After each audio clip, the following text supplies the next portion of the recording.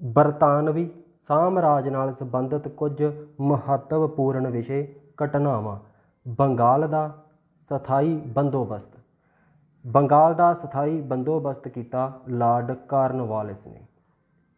ਸਥਾਈ ਬੰਦੋਬਸਤ ਬੰਗਾਲ ਦਾ ਸੰਬੰਧਿਤ ਹੈ ਲਾਰਡ ਕਾਰਨਵਾਲਿਸ ਦੇ ਨਾਲ। ਸਹਾਇਕ ਸੰਧੀ ਤੁਸੀਂ ਜਾਣਦੇ ਹੋ ਲਾਰਡ ਵੈਲਜ਼ਲੀ ਲੈ ਕੇ ਆਇਆ। ਲਾਰਡ ਵੈਲਜ਼ਲੀ ਸਹਾਇਕ ਸੰਧੀ। ਲੈਪਸ ਦਾ ਸਿਧਾਂਤ ਇਹ ਤੁਸੀਂ ਜਾਣਦੇ ਹੋ ਲਾਰਡ ਡਲਹੌਜੀ ਲੈ ਕੇ ਆਇਆ। ਸਥਾਨਕ ਸਵੈ ਸਰਕਾਰਾਂ ਦਾ ਜਿਹੜਾ ਪ੍ਰਬੰਧ ਸੀ ਇਹ ਸੰਬੰਧਿਤ ਹੈ ਲਾਰਡ ਰਿਪਨ ਦੇ ਨਾਲ। ਕਿਹਾ ਜਾਂਦਾ ਹੈ ਕਿ ਰਿਪਨ ਹੋਰ ਅੰਗਰੇਜ਼ ਅਧਿਕਾਰੀਆਂ ਨਾਲੋਂ ਕਾਫੀ ਨਰਮ ਸੀ। ਲੋਕ ਵੀ ਇਸ ਨੂੰ ਕਾਫੀ ਚੰਗਾ ਸਮਝਦੇ ਸੀ। ਜਦੋਂ ਇਹ ਗਿਆ ਤਾਂ ਇਸ ਦੇ ਕਾਫਲੇ ਨਾਲ ਵੀ ਕਾਫੀ ਦੂਰ ਤੱਕ ਨਾਲ ਚੱਲਦੇ ਰਹੇ। ਇਸ ਨੂੰ ਵਿਦਾ ਕੀਤਾ। ਕਾਫੀ ਪਿਆਰ ਕਰਦੇ ਸੀ ਲਾਰਡ ਰਿਪਨ ਨੂੰ। ਹੋਰ ਅੰਗਰੇਜ਼ ਅਧਿਕਾਰੀਆਂ ਨਾਲੋਂ ਠੀਕ ਸੀ। ਪਹਿਲਾ viceroy Lord Canning.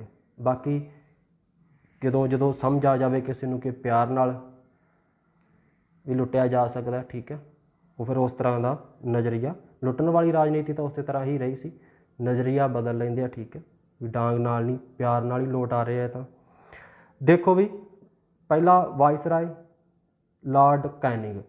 Lord Canning ਆ ਜਿਹੜਾ ਇਹ ਇਸ ਤੋਂ ਪਹਿਲਾਂ ਜਿਹੜਾ ਇਹ ਅਹੁਦਾ ਹੁੰਦਾ ਸੀ ਗਵਰਨਰ ਜਨਰਲ ਦਾ ਹੁੰਦਾ ਸੀ ਅਤੇ ਲਾਰਡ ਕੈਨਿੰਗ ਆਖਰੀ ਗਵਰਨਰ ਜਨਰਲ ਸੀ। ਇਸ ਤੋਂ ਬਾਅਦ ਇਸ ਅਹੁਦੇ ਨੂੰ ਬਣਾ ਦਿੱਤਾ ਗਿਆ ਵਾਇਸਰਾਏ। ਵਾਇਸਰਾਏ ਦਾ ਅਹੁਦਾ ਬਣਾਇਆ ਗਿਆ ਤਾਂ ਲਾਰਡ ਬਣ ਗਿਆ ਫਿਰ ਪਹਿਲਾ ਵਾਇਸਰਾਏ। ਇਹ ਵਾਇਸਰਾਏ ਦਾ ਅਹੁਦਾ ਅੱਗੇ ਚੱਲਦਾ ਮਾਊਂਟ ਬੇਟਨ ਤੱਕ। ਆਖਰੀ ਵਾਇਸਰਾਏ ਸੀਗਾ ਲਾਰਡ ਮਾਊਂਟ ਬੇਟਨ ਅਤੇ ਮਾਊਂਟ ਬੇਟਨ ਦੇ ਵੇਲੇ ਇਸੇ ਅਹੁਦੇ ਨੂੰ ਫਿਰ ਬਣਾ ਦਿੱਤਾ ਗਿਆ ਗਵਰਨਰ ਜਨਰਲ ਅਤੇ ਇਹ ਬਣਿਆ ਫਿਰ ਬਾਅਦ ਦੇ ਵਿੱਚ ਫਿਰ ਪਹਿਲਾ ਗਵਰਨਰ ਜਨਰਲ। ਅਤੇ ਇਸ ਤੋਂ ਬਾਅਦ ਆਪਾਂ ਕਰਦੇ ਹਾਂ ਇਹ ਆਖਰੀ ਵੀ ਅੰਗਰੇਜ਼ ਅਧਿਕਾਰੀ। ਇਸ ਤੋਂ ਬਾਅਦ ਫਿਰ ਰਾਜਾ ਗੋਪਾਲਚਾਰੀਆ ਪਹਿਲਾ ਭਾਰਤੀ ਗਵਰਨਰ ਜਨਰਲ ਅਤੇ ਆਖਰੀ, ਠੀਕ ਹੈ, ਇਸ ਸਾਮਰਾਜ ਦਾ ਭਾਰਤੀ ਅਧਿਕਾਰੀ ਰਾਜਾ ਗੋਪਾਲਾਚਾਰੀਆ ਆਖਰੀ ਗਵਰਨਰ ਜਨਰਲ।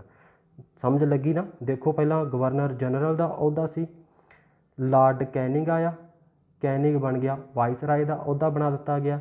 ਇਹ ਅੱਗੇ ਵਾਇਸਰਾਏ ਦਾ ਅਹੁਦਾ ਚੱਲਦਾ ਗਿਆ ਅਤੇ ਮਾਊਂਟ ਬੇਟਨ ਤੱਕ ਇਹ ਵਾਇਸਰਾਏ ਦਾ ਅਹੁਦਾ ਚੱਲਦਾ।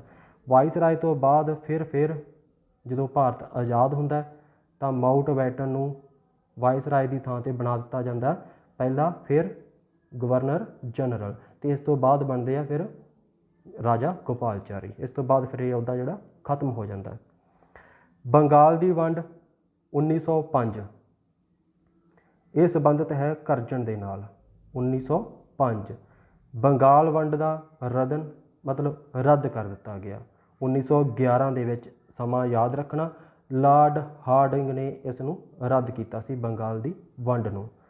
ਸਤੀ ਪ੍ਰਥਾ ਦਾ ਖਾਤਮਾ ਸਮਾਂ ਯਾਦ ਰੱਖਣਾ 1829 ਵਿਲੀਅਮ ਬੈਟਿੰਗ। ਚੌਥਾ ਮੈਸੂਰ ਯੁੱਧ 1799 ਦੇ ਵਿੱਚ ਹੋਇਆ ਲਾਰਡ ਵੈਲਜ਼ਲੀ ਦੇ ਸਮੇਂ। ਇਸ ਸਮੇਂ ਇੱਕ ਸ਼ਾਸਕ ਦੀ ਮੌਤ ਪੁੱਛੀ ਜਾਂਦੀ ਆ ਟੀਪੂ ਸੁਲਤਾਨ, ਠੀਕ ਹੈ, 4 ਮਈ 1799 ਦੇ ਵਿੱਚ ਟੀਪੂ ਸੁਲਤਾਨ ਦੀ ਮੌਤ ਹੋਈ। ਚੌਥਾ ਮੈਸੂਰ ਯੁੱਧ ਆ ਜਿਹੜਾ ਇਹ ਲਾਰਡ ਵੈਲਜ਼ਲੀ ਦੇ ਸਮੇਂ ਹੋਇਆ। 1857 ਦਾ ਵਿਦਰੋਹ ਸੀ ਜਿਹੜਾ ਇਹ ਹੋਇਆ ਲਾਰਡ ਕੈਨਿੰਗ ਦੇ ਸਮੇਂ। ਵਰਨੈਕੂਲਰ ਪ੍ਰੈਸ ਐਕਟ ਇਹਦਾ ਸਮਾਂ ਯਾਦ ਰੱਖਣਾ 1878 ਦੇ ਵਿੱਚ ਲਾਰਡ ਲਿਟਨ। ਵਰਨੈਕੂਲਰ ਪ੍ਰੈਸ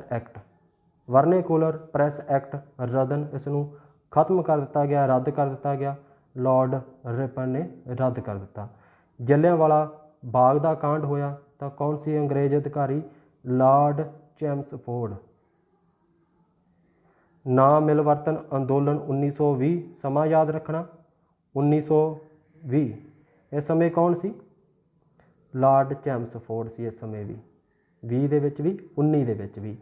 ਸਿਵਲ ਨਾ ਫਰਮਾਨੀ ਲਹਿਰ 1930 ਲਾਰਡ ਇਰਵਨ ਸੀ 1930 ਦੇ ਵਿੱਚ ਸਿਵਲ ਨਾ ਫਰਮਾਨੀ ਲਹਿਰ ਜਦੋਂ ਚੱਲੀ। ਕ੍ਰਿਪਸ ਮਿਸ਼ਨ 1942 ਦੇ ਸਮੇਂ ਜਦੋਂ ਆਇਆ ਤਾਂ ਉਸ ਸਮੇਂ ਅੰਗਰੇਜ਼ ਅਧਿਕਾਰੀ ਸੀ ਲਾਰਡ ਲਿਨਥਿੰਗੋ, ਠੀਕ ਹੈ, ਲਾਰਡ ਲਿਨਥਿੰਗੋ।